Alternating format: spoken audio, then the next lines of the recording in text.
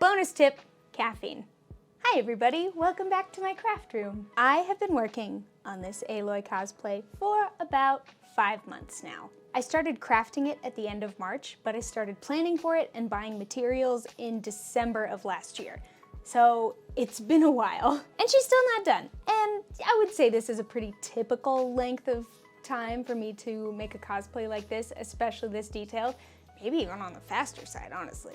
But some of my cosplays have taken even longer, and it can be really hard to keep up the motivation if you're working on the same thing for a long time. So in this video, I'm going to give you some tips of things I like to do to keep my momentum going when I'm working on a cosplay. And as with all advice videos on the internet, take what you want, leave the rest. All right, let's get started. My first tip is to not bite off more than you can chew. Look, I love a challenge, and I'm a really big believer in trying to learn a new skill every time that I make a cosplay. But we also need to be realistic with what we can actually make. Like, if you've never sewn anything before, a corset might be a tall order. Or an example for me would be I would love to make a Big Sister cosplay from BioShock 2, but I am not very experienced with foam, so I'm practicing first. Next is to make a to-do list. Making a list of what you need to buy and what you need to make for your cosplay is a really good way to keep yourself organized, and you get to check off a box, and it feels really good to check off a box. Also, keeping track of what you're buying is great because then you don't maybe go over budget by too much. Keeping track of your spending, always a good thing in cosplay. And if you ever need to buy those materials again, you can reference your list and kind of see how much it's going to cost and have a better idea of what to set your budget at for future cosplays. There's a ton of different apps and websites that are great for making lists. You can use your notes app on your phone. I've been using Cosplanner for a long time, and that has worked fairly well for me. So just kind of play around with different platforms and see what works best for you. I like being able to have the list and pictures together in the same list so I can always just kind of reference back and forth. But also sometimes I'll make smaller lists in my phone, like if I have a weekend and I have a certain number of things I want to accomplish in the weekend. And the more detailed of a to-do list you make, the more you get to check off, and that feels good. Next is to give yourself a deadline. You know when you put off writing an essay until the last minute and then right before it's due you get that burst of productivity? The same thing applies to cosplay. And look, I do not love con crunching. I do my best to avoid it, but it is a great way to get stuff done. To avoid con crunching specifically, I'll try to give myself a deadline that's maybe a week or two before the con, maybe like a photo shoot or the deadline to submit for the cosplay contest. For Aloy, I'm going on a trip that I would like to take her on to take pictures, and so that is my deadline. That is my motivation. And hey, if you miss your deadline, it's not the end of the world. There's always going to be another convention. There's always going to be another opportunity for a photo shoot. And sometimes it's for the best you miss a deadline because you kind of have to balance your crunch, your rush to get things done versus like the standard of quality you would like to have in your cosplay. If it's up to me, I am usually okay with missing a deadline if it means the quality of my cosplay is gonna be a little bit better. My next tip is to clean your crafting space frequently. I've noticed for me that if my craft room is a mess, I don't want to be in here. I can't do anything.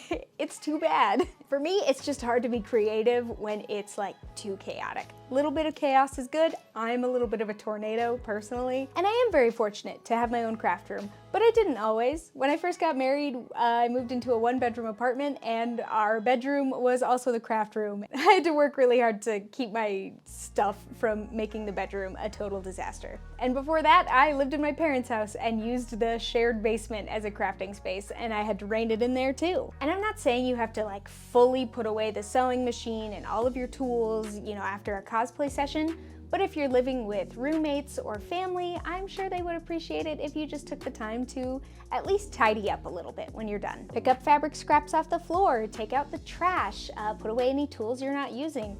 And you know, when you come back to your craft space, you have something neat and tidy and ready for you to get started. My next tip, and my biggest one, is if you're feeling burnt out, just do one small thing every day. Newton's first law, an object in motion tends to stay in motion. And conversely, an object at rest tends to stay at rest. If you totally stop working on your cosplay, you could potentially kill your momentum. And look, life happens. If you have an emergency, if you get sick, if you go on vacation, or even if you're just like not feeling it, There's gonna be days when you don't work on cosplay, and that's totally fine. This is a hobby. You gotta have some boundaries with it. So you don't need to feel guilty about taking a break. I take breaks all the time. But I've also noticed that if I put a cosplay down for a while, it can be really difficult for me to come back to it and want to keep working on it. So to try and combat feeling unmotivated, I will come down here for like 15 minutes max. I'll prime a piece of armor with Mod Podge. I'll cut out pattern pieces for one piece of the cosplay. I will sew like a glove. Sometimes I'll even set a timer. If I'm really just not feeling it, I'll set a timer on my phone. And you know what? Progress is progress. I can usually still tick off a box after that. Next is to watch crafting content. Obviously, I make crafting content. It doesn't have to be mine, but whether it's on YouTube, Instagram, or TikTok, I always feel really motivated and inspired when I see other people being creative and working on cosplay and using cool techniques. It makes me want to participate. And that is part of the reason I make videos on YouTube. I have really loved watching other people's cosplay progress on YouTube. And so that's, joining in the fun. It's great, I enjoy it. Next is to have other hobbies you can retreat to. Cosplay is a lot of fun, but it doesn't have to be all-encompassing, and it probably shouldn't be. Whether it's like reading or video games or cooking, it's really nice to have something else to do to kind of like give your brain a break, because if you're trying to engineer anything for a cosplay, it takes a lot of your brain juices, and it can be really hard. I would recommend that at least one of your hobbies be a move your body hobby. It's one of those tragic things, but it's true. Exercising does make you happier, and I have noticed in myself that if I take the time to move my body and to take care of it in that way, later on in the day, I'm a lot more likely to want to work on cosplay because I feel better. So it doesn't have to be going to the gym and powerlifting. Of course, you can follow along with like a YouTube yoga stretching video. You can go for a walk around your neighborhood. One of my favorites is to just put on like a dance workout. That usually gets me pretty pumped. But just taking time to do other things. That's very healthy. Next is to make a group chat with your cosplay friends. Everybody needs a group chat that has an unhinged name. But having weekly check-ins with your cosplay buds is a really great way to not only show off what you're working on, but also, maybe have like a little bit of outward pressure to be like, oh, I need to make some progress. And if you don't have any cosplay friends, I totally get it. It's hard to make friends in a niche community like cosplay, but you can join a cosplay Facebook group. Most cosplay Facebook groups that I'm a part of usually have some sort of weekly check-in thread, and it's really fun to be able to show off your stuff to like other cosplayers in a more direct way than just like an Instagram story. If you want, you can do a group cosplay with friends or just with other cosplayers in your community, and it can be really motivating to know that you're all working towards a common goal. And finally, my last tip is to just cut yourself some slack. There's a quote commonly attributed to Voltaire that is, "Perfection is the enemy of good." And that is something I carry with me. When you're working on a cosplay, especially a really detailed one, you're gonna screw up.